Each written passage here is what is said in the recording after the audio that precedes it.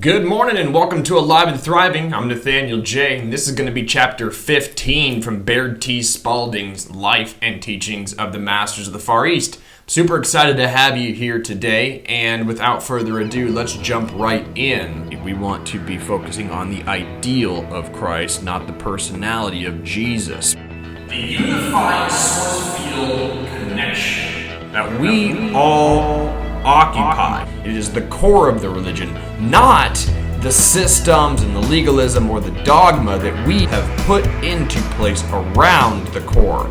We are fast approaching a cosmic event that is going to have a profound effect on our consciousness. We are part and parcel of the one infinite creator, and by presenting the ideal of Christ, you embody the energy signature back of that ideal. This is Nathaniel J. with Alive and Thriving, and we are here to create graduate level Christians.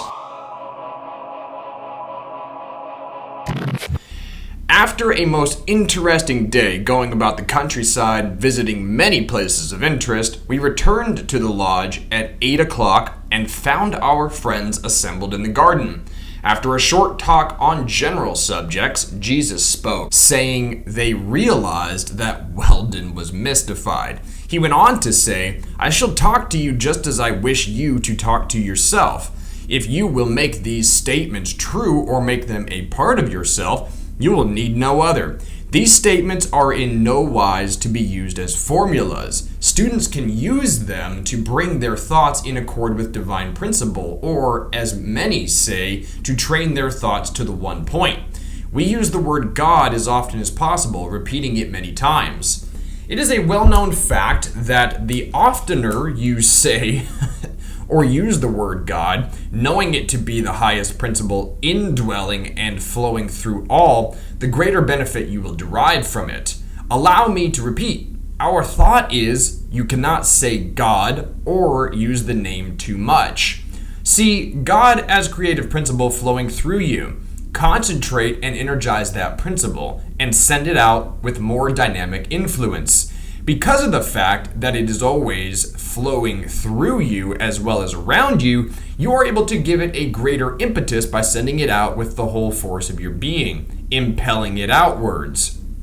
Man's body is the medium through which this force is transformed, and added impetus is given it in order to do a greater work and be sent forth in greater form. Thus, there is a far greater force added to this principle through the fact that millions are magnifying its radiations and sending them out. Yet one man standing forth in full dominion can conquer the world. Thus, you see what millions could accomplish. The more you use this name, knowing that it is the indwelling God principle that you are establishing within you, the higher the rate of vibration of your body. These vibrations become correlated and respond to the divine vibrations which the word God means and gives forth. Should you say God once, meaningly, your body will never return to the same vibratory rate that it was giving off at the time you used the word God. With this thought in mind, make these statements your very own. Put them in your own language if you so desire. They are from you and not from any outside source. Just try for a time and see what it will do for you. Recall that every time you think God, you are God's divine plan. These are not my words, they are your words coming from the Christ of God yourself. Bear in mind that Jesus, the man, became the Christ as he expressed light, which is pure life, or God. God, my Father, the divine principle flowing through me, is all, and all that God is, I am. I am the Christ of God, God-man. All that God, my Father, is for God-man to use. Thus, I am is entitled to use all substance. In fact, God my Father is pressing out all substance to God man in unlimited measure. God principle is my Father. I am the Christ of God, both in whole and complete union. All that God has, the Christ of God is. Let us take the word God. Why is it that this word has so much power? Is it because of the vibrations that are released when the word is spoken? They are of the very highest. They are the cosmos, the most effective vibration. They come in on the cosmic ray and they set up the highest field of radiation. This field is all-inclusive, all-penetrating, all-existing, and rules all mass. They are the ruling elements of all energy, and this vibration is the vehicle that carries light and life. The ruling intelligence back of this radiation is what we term God, and through its radiation, the intelligence pervades everything. From this radiation field, both light and life emanate. When man accepts these, he unites them in his body, and they are one. This body responds immediately then to the light vibration, and he is God vibration. His body radiates light. Thus, one standing forth as God is often invisible to one functioning in a lower vibratory field. This is the reason that the word God is so powerful. Because of this sustaining word God, your Bible has maintained such influence and longevity. Think of the number of times the word is written and thus spoken in that great book. See the different lines of radiation of light and therefore life and energy that go out from each word, either written or spoken.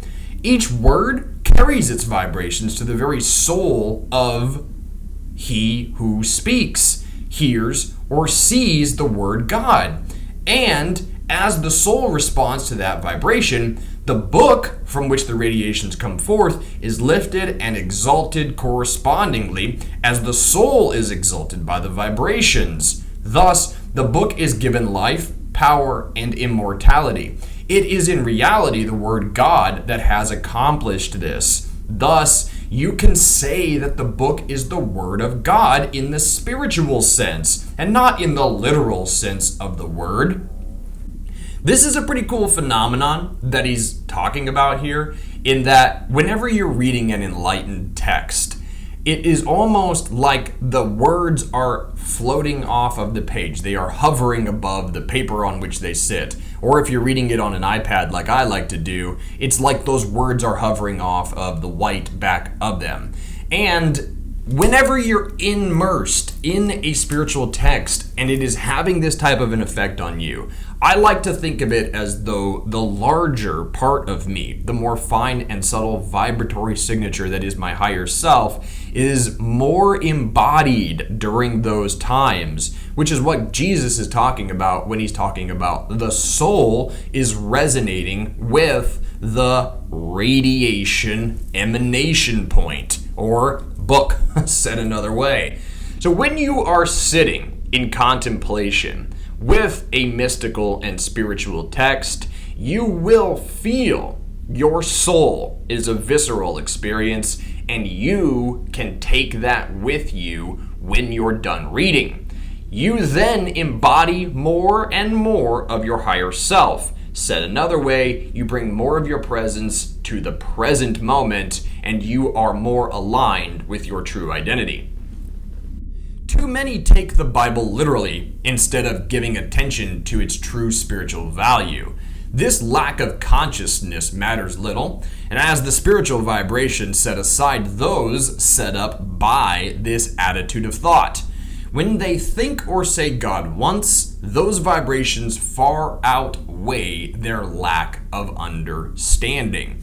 So even in someone who is reading the Bible and taking it as though God wrote those words himself with a physical hand, which is absolutely absurd, the Bible was amalgamated at the Council of Nicaea, and what is inside that Bible are spiritual truisms, but they were also all done in such a manner as to confer power upon the church, the governing body of human thought for ages. Period. Full stop. There are entire books that were left out of the Bible because they would have empowered the reader in a direct literal sense. Those books are the Gospel of Mary Magdalene, the Gospel of Thomas, and the Book of Enoch. The books that were left out of the Bible resonate more strongly with the words that are included in Life and Teachings of the Masters of the Far East than they do with what's currently in the Bible. Because of such, those books were not allowed to be in the Bible by the powers who made the decisions on what would be included at the Council of Nicaea. Those books are the Gospel of Mary Magdalene, the Gospel of Thomas, and the Book of Enoch. Those books, if you read them, communicate a direct message, the same exact message that is included here in Life and Teachings of the Masters of the Far East. You, myself, any sojourner, we are part and parcel of the one infinite creator, and by presenting the ideal of Christ, of Krishna, of the Buddha, you embody the energy signature back of that ideal. And the more and more you present that ideal, the more and more you achieve personality transparency. The more transparent your personality is, the more shine forth doth the Logos of the universe, doth the Christ, doth Krishna, doth the Buddha. The more and more that energy signature becomes synonymous with your waking reality, your waking consciousness, the way in which you perceive yourself, the more and more your thoughts are amalgamated with that energy signature, and more service unto others you will be. The more and more service unto others you will be, the more closely aligned you are with the ideal of the one infinite creator, the Christ. When this is taking place in the real time, there is no difference between you and the Christ. You are embodying the Christ. That is the aim of Alive and Thriving. To every single day, whittle down a little bit more the layers of our ego. Peel back the layers of our onion that are our personalities, and more clearly and transparently present the ideal of Christ. It is not an easy thing to do with our egoic, separate perceiving minds, or separation perceiving minds. Nonetheless, it is probably the most noble of paths or endeavors that you could choose to sojourn along. In so embodying unconditional love, you are a blessing not only to every single fiber and atom of your being, but all of the people you come into contact with receive the emanating vibration of unconditional love from your point of consciousness and are thus influenced by it. And any time that you've ever been influenced by love, unconditional type, you know that good things came because of it. So, with that in mind, carrot and stick, go forth and be the hands and feet. Be the vibration of Christ and bless the world. In so doing, you are infinitely blessed. Repeat God thoughtfully for a time, then try to set up a vibration in your body with the word evil. If you have not already experienced this, it will be a revelation to you. Many scientists proclaim that the theistic hypothesis is impossible. Do not mind them, for the things which they pronounced impossible yesterday are being accomplished today. Do you not know that it is high time to go within your house, put it in order, and find out what the word God will do for you? Think attentively for a moment. Try it, and see if it will not cause you to drop all differences and bickerings. Speak God with your whole soul and feel the exhilaration that causes you to treat your brother more kindly and deal with him more justly. Place God before you, and the mist of the long-forgotten ages will be dispelled as a wisp of smoke. The intellect may frown upon this, but don't mind the intellect. It has erred many times. Stand forth with the word God dominant within you, and a whole world of strife and confusion cannot touch you. When you know positively that God or supreme vibration does exist and that it is all power, you can use it to accomplish all things. With it, you can transport yourself from place to place. If you are in one place and the need is for you to be elsewhere, recall it is the self that is holding you stationary, not God. You are using God power in limitation if you remain where you are. Let go of self, erase limitation, put forth the command that you are the Christ of God, one with God, the vibration and power. The instant you make it definite that you are God vibration, you will be at your destination. Just thinking a thing does not accomplish that thing. You must know and do. Then love and worship the source or principle enough to do it. Faith shows the way through thought, but it takes the actual command of the Christ of God that you are the vibration. The instant you allow that vibration to take full command, you get up and do it. The knowing through love and worship becomes the accomplishment. That you are unconscious of their radiations does not set aside the fact of their existence. Through faith in their existence, then knowing that they do exist, you become conscious of their existence. Then you can use them. When you express a vibration and are in tune with the vibratory field, you are invisible to things that express in a lower vibratory field. Thus, if your body vibrates with the speed of light, you are invisible to those that cannot see light. Light is life. Thus, if you live wholly in the vibrations of light, your body is pure life. Light and life is God. Thus, all are God when they live in the God vibration.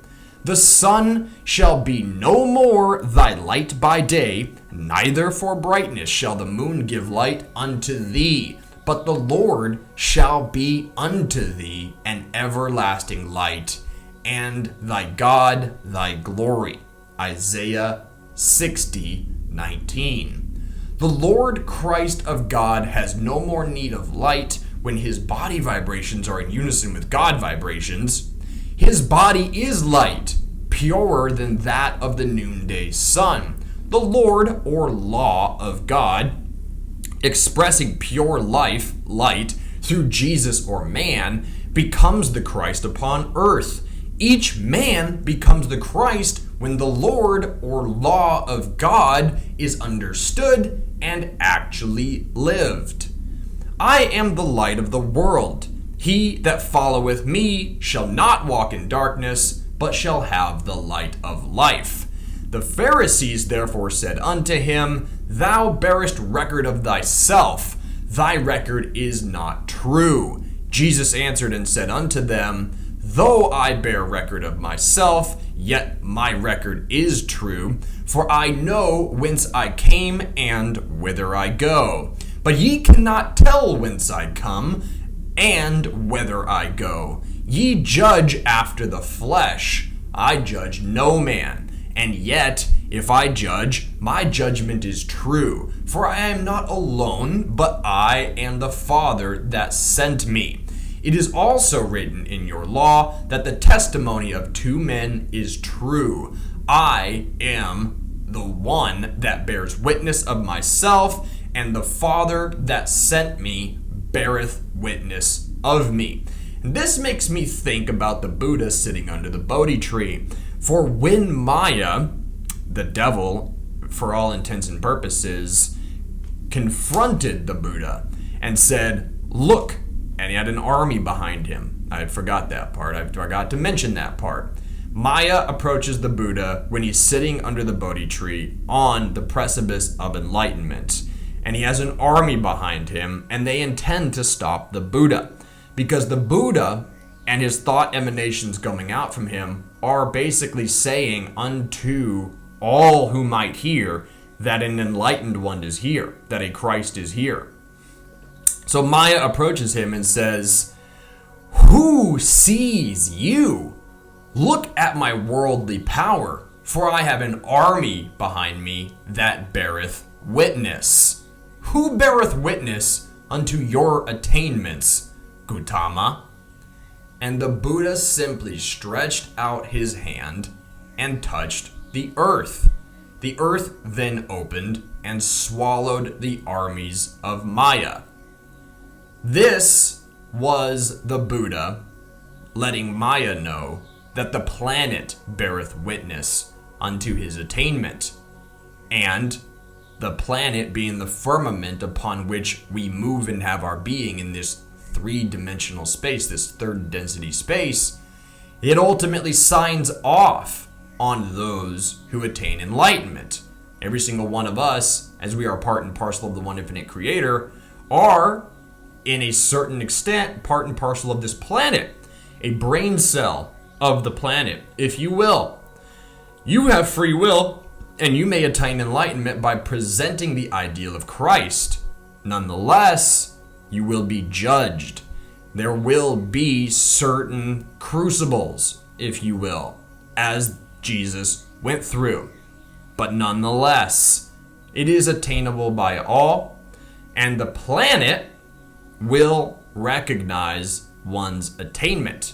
It is almost like the planet gives permission, if you will. It's not exactly that way, and I've talked about this before, but nonetheless, as we move and have our being within Source, it will be Source that flows through us, and when we attain the Christ consciousness, it will be the vibratory signature of Christ, which flows through us. Whilst we are on this planet, and our bodies are operating in accordance with the Schumann resonance, we will pass first through the Schumann resonance, or the vibratory signature equivalent to that of the planet Earth, which is also service unto others, its life-sustaining vibration, and then we will go on towards attaining Christ consciousness. To pass through the Schumann resonance and to be vibratory equivalent with it, the planet needs to say, yes, I bear witness to thee, I recognize thee. It will do this. It's not like it needs to, it just will do this for one whose energy signature is equivalent to it. The planet will essentially say, yes, that point of consciousness is vibrating at the same frequency as myself.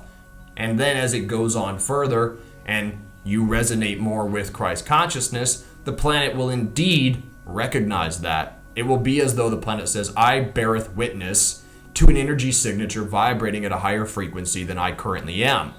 This is a good thing. This is a blessing. And I, the planet, support this. I hope that analogy made sense, and I hope that it landed. Then they said they unto him, Where is thy Father? And Jesus answered, Ye neither know me, nor my Father. If ye had known me, ye should have known my Father also. How can you walk in darkness if you walk hand in hand with God? If you let God triumph, your works and accomplishments are eternal. You came forth with this vibration, and as long as you live true to this light, you will never perish or change. These vibrations go on forever. Many have lived noble lives and accomplished noble deeds, all accomplished through God vibrations. Thus, they have the power to create by lowering these vibrations and allowing the aqueous substance to consolidate into form. Aqueous substance is that substance which contains all elements. Scientists will discover that all elements can be resolved into this aqueous or vaporous condition, the quantum realm. In this state, all substance vibrates or radiates at the same rate of vibration. Thus, by lowering the vibrations to the rate at which the particles of the elements will coalesce and come together, you may produce the element desired. Here, the cosmic radiations play an important part. Here, the transmutation takes place. Said another way, something assembled in the quote-unquote molecular in the fourth density, then lowered in vibrational frequency to the third density, will coalesce according to archetypes and constructs and elements that are authorized, if you will, that are compatible with third density. And if you go on and you do advanced research into how the Pyramids of Giza, Stonehenge, various other temples throughout the world, all found on world grid lines, were built, they say that they were built in this manner, that they were assembled in fifth and fourth density using thought projection, and then their vibrations were lowered, and they took the shape that they took in third density as we recognize them today: pyramids, Stonehenge, temples, things of the like. And they talk about that in these books, that many of these temples that they visit while they're in the Far East, which are clear up in the mountains, sometimes the paths to get there are so treacherous and so narrow and so just inconducive to transport that there's no possible way that people moved the stones and the wood and the thatch and the building materials that were required to build these temples up these paths. Thus, they make the distinction that a lot of these temples were built in this manner, with thought projection and moving these stones with frequency, like we showed a couple of episodes ago with the sand, and how sand responds to vibration and creates forms.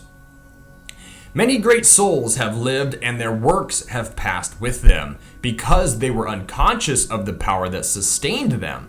They, as well as others, were unconscious of their works, and thus were forgotten. Had they recognized this power, and then, through definite thought and action, consolidated these deeds, their accomplishments would have stood forth as a mountain that could not be forgotten. The same as the great mountains of accomplishments that stand forth before humanity today, as, for example, the Great Pyramid of Egypt. Is it not much greater to live the Christ life? Is it not worthwhile to make this your ideal? Does this not completely erase the petty things of life? Do you not see the accomplishments of the ones that dared to step forth and live the Christ life? As you accomplish this, you stand on the Mount of Transfiguration. Man's law and prophecy disappear, and the triumphant Christ stands alone, but not lonely. You can do this, all can do it, if they but will. Now you know that you and the Father are one. This is the testimony of two standing together as one, law, and this testimony is true. So when he says that this is the testimony of two standing together as one, he's talking about someone who has transcended duality. As we perceive it in our mortal, finite conception of the cosmos, we live in a dualistic reality. Night and day, male and female, positive, negative, north, south, east, west. I could go on, black and white. These, however, are, if we're talking about black and white, two sides of the same coin. So all things are actually a singularity in cosmic truth, and it is only our distorted perception which lends itself to the illusion of duality.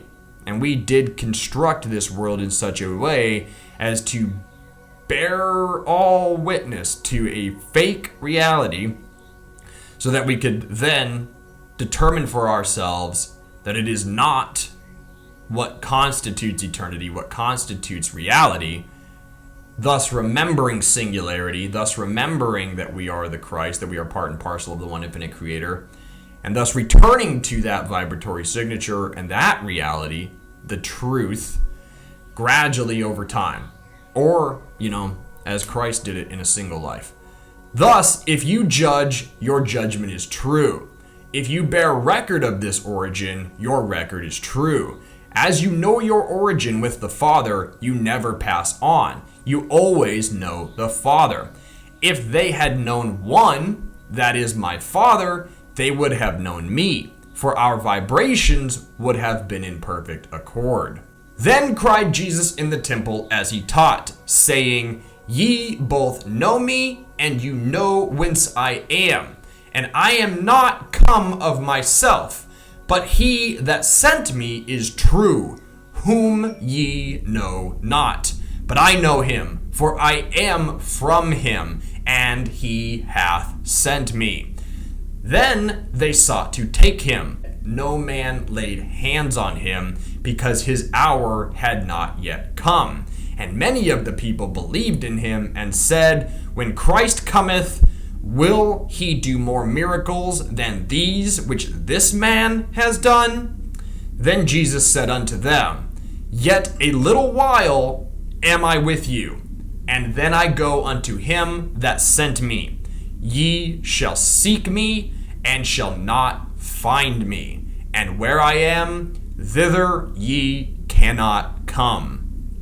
You know that the spiritual and material is merged within the Christ. Spirit knows, I come not of myself, I am of the Father. The temple body must become a pure channel through which the Christ shines forth. When the Christ is risen in the individual, then will he do greater miracles than these which I have done. As you seek, you will find the Christ in me and the Christ in you, brothers, one and all. Your hour shall come when the Christ appears to each one of you as an individual. Then will you be lifted up into the Christ consciousness and glorify the Father as I have glorified him. It is written in Matthew 27:46 that my last words on the cross were, my God, why hast thou forsaken me? This is a complete mistranslation of the words, for they actually were, my God, thou hast never forsaken me or any of thy children. For thy children can come to thee as I have come. They can see my life as I have lived my life. Thus, by living that life, they do incorporate the Christ and become one with you, God my Father. There was never a thought of desertion or separation. The Christ of God stood forth definitely, long before that hour. Had they burned my body, I could have reassembled it from the same particles that were released in the seeming destruction. Had they divided every particle of my body, it could have been reassembled instantly. There would have been no change. Man is so constituted that when he stands forth with the understanding of the Christ of God, he releases enough intelligent energy, and that energy and intelligence so completely envelop him that, should the body be disintegrated and the life element become separated from the particles, this intelligent life principle could reassemble it and consolidate those same particles in the same form in which it had expressed itself. The mold or pattern is there. It is built of and in the substance which cannot be destroyed.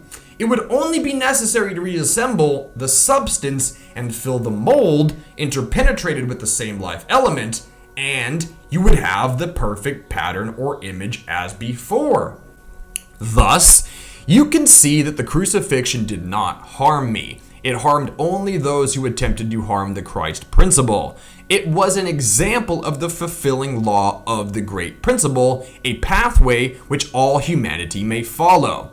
This is probably the most direct confirmation that I've ever received of exactly what other people have said, other books have written, other advanced researchers have revealed as to what really happened on the cross. That the path Jesus demonstrated was for other people to follow, meaning that if you present the ideal of Christ, thou bring forth the Christ, and that no amount of persecution or mutilation or harm to the physical body may actually damage the Christ principle. For all people have the Christ principle within them, and all people may bring it forth. And here you have Jesus saying that essentially the mainstream media of the time completely twisted his words on the cross.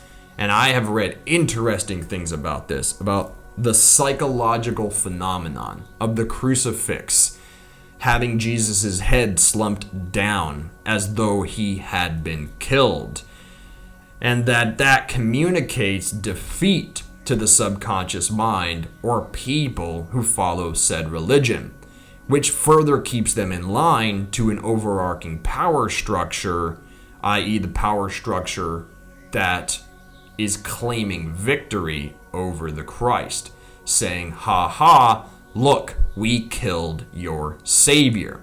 Now, when I lived in South America, I saw wonderful crucifixes that had Jesus staring straight out. And that was very, very inspiring. It was as if his eyes were of fire and he was looking directly out whilst being on the cross, as if to say these very words: my God, thou hast never forsaken me or any of thy children. For thy children can come to thee as I have come. They can see my life as I have lived my life. Thus, by living that life, they do incorporate the Christ and become one with you, God, my Father.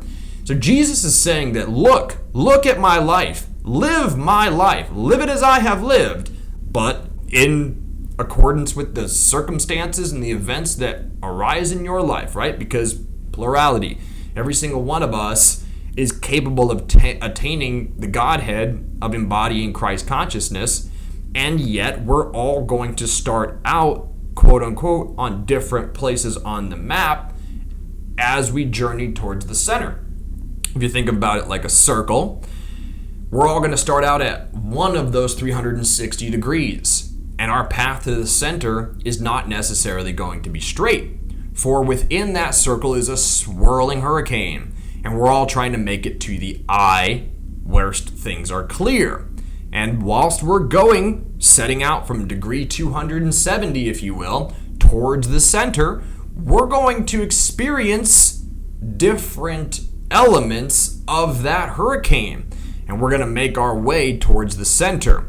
There are also going to be times when things let up. Like, you know how life is. It's going to ebb and it's going to flow. Nonetheless, like when Jesus walked on water, if we keep our focus fixated on the Godhead, on God, on the eternal Christ principle, we will not sink.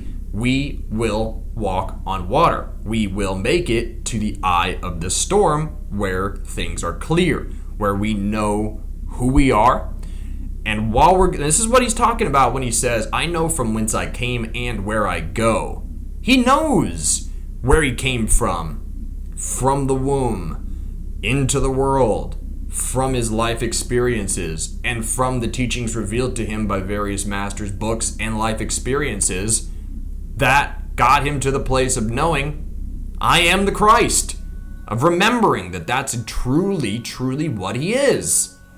Then he gets to the center, and he's then he gets right on the edge of the center, and he's crucified. And he says, look, I've done it. You may do it, for all are capable, and all are welcome. And boom, the light seemingly goes out for a split second. But what Jesus says here is that it doesn't matter what you do to that physical body. The Christ had already become me long before my crucifixion. This was all to show to the non-believers, to show to the most ardent skeptics that the body could be raised up after appearing to die. Then the most ardent skeptics, the most non-believers, even the people giving lip service, we believe you, Jesus, we believe you, but what they're really doing is worshiping the personality of the man as though he's some kind of really, really special person, which Jesus is saying, so are you. You can do these things, but what these people are doing is saying, I'd rather not think that deeply for myself, or I'd rather not hold myself in that high of esteem. They're really doing that in their subconscious mind. Their egos are holding them back. So Jesus says, all right, I'm gonna lay this body down and I'm gonna raise it back up. And he does. And then in so doing, to the subconscious mind of everybody and to the conscious mind of the apostles, death was not the final chapter. In fact, death is a non-thing. This is a living universe. Jesus just came back. We can do the same thing. And in so accepting that reality, they were made as the Christ. And they went forth and they did preach the word in various tongues, which they did not know how to speak beforehand, because all knowledge is contained within the universe. Said another way, Christ consciousness contains all knowledge and wisdom. The same thing happened when the Buddha left the Bodhi tree and he gave his first sermon in Deer Park. Those who heard it were lifted up and obtained nirvana, and they went about being disciples and teachers. When you come into proximity with such a potent radiation of the Christ consciousness, it will have a profound effect on you. And the more and more that we embody that ideal here as followers of this channel and as agents in our own lives, the more and more we're going to have that effect on the world. And the more better off the world will be for it. The better off our lives will be for it. And the more that we engage in community, the more powerful our vibrations sent forth will be, until they are synonymous with the Christ, which then brings about all healing, all abundance, all love, and all transparency. And nothing could be better than this. So namaste. I see you, you see me. Let's wrap up this beautiful chapter. Thus you can see the crucifixion did not harm me. It harmed only those who attempted to harm the Christ principle. It was an example of the fulfilling law of the great principle, a pathway which all humanity may follow. The Buddha was a pathway, the Christ is a pathway. Thus following, they become the Christ of God, their ideal consolidated into imperishable form. Not even this body was destroyed. Its vibrations were so high that the mere act of fastening it to and raising it upon the cross was but a symbol that those who crucified me had finished all limitation which the mortal could put upon the body. The necessity for the completion of the fulfillment of mortal limitation was to place the body in the tomb and roll a great stone thereon and completely seal the tomb. Thus the cry, "It is finished." When the mortal is finished, immortality is complete. Thus, it is impossible to confine the immortal body of man even in a rock-hewn tomb. The body could have been dissolved to release such a body had such a necessity arisen. And thus, you see that the whole scene was a symbol of man's heritage. And truly, the Bible is that. The Bible is a roadmap to anatomy. The Bible, read at the highest levels of consciousness, will instruct you on how to attain Christ consciousness. This right here is God coming forth and saying it directly. The Bible is symbolic and coded, and you have to be operating at a high level of consciousness to truly extract the profundity, the true profundity that is in the Bible, i.e. the chrism oil that your body naturally produces, how to release it, how to have the body release it, and thus crucify the left hemisphere of the brain unto the right hemisphere of the brain, wherein your Christ consciousness lies. I mean, it's the entire brain acting fully operated in which one truly has their Christ consciousness. But while we are in our mortal bodies, we are predominantly operating out of our left brains, the limbic system, the survival mode system.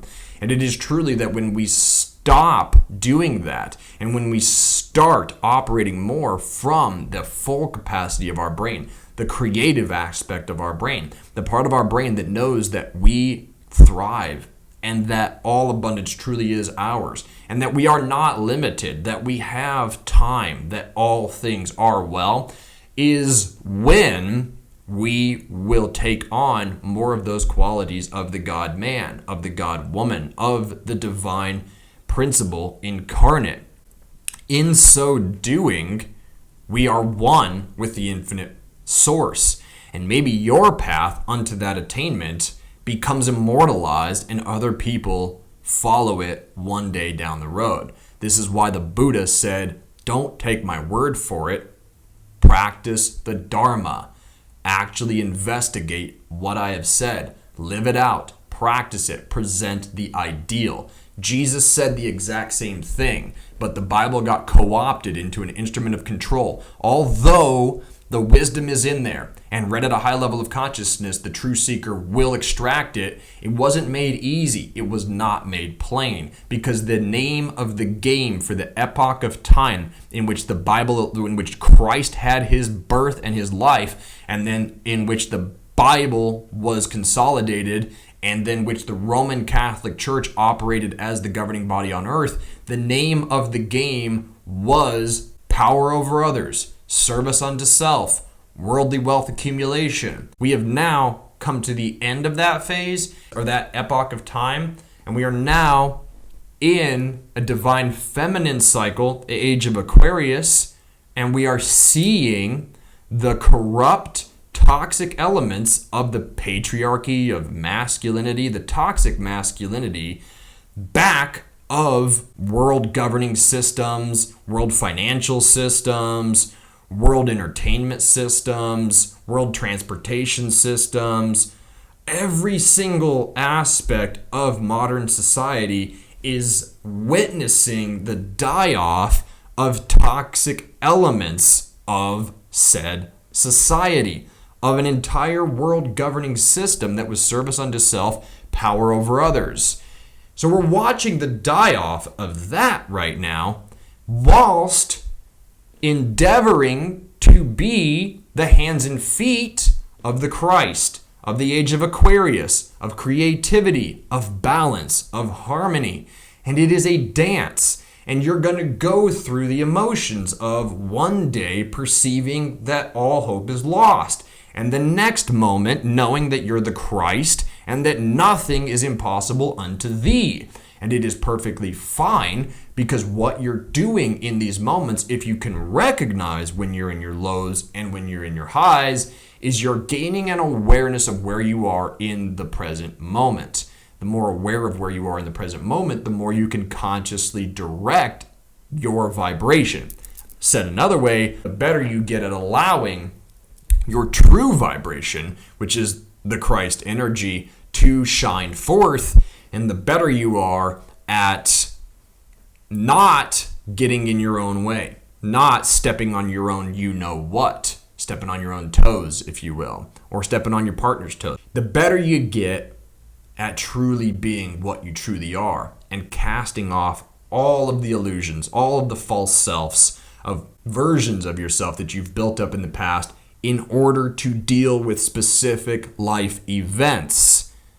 The more and more we go through this process, and the more and more we consciously recognize it, the more and more we're going to consciously recognize every single thing, which means the more and more present we're going to be. And the more and more present we are, the more and more we present the ideal of Christ. And the more that we do that, the more synonymous we become with that energy signature. The more and more we truly, truly accept that that's what we truly are. And we gradually let those murky aspects of our personality and the dense layers of our ego, which does not really exist, it's all an illusion, go. We quit clinging to the pain body, and we fully accept our health, our wealth, and our happiness. And that, right there, is the work of Alive and Thriving. So namaste. Have a wonderful rest of your Wednesday. This is a special day. I'll be uploading 2 videos because I didn't get around to editing Tuesdays yesterday. So God bless you, and let's go forth and present that ideal.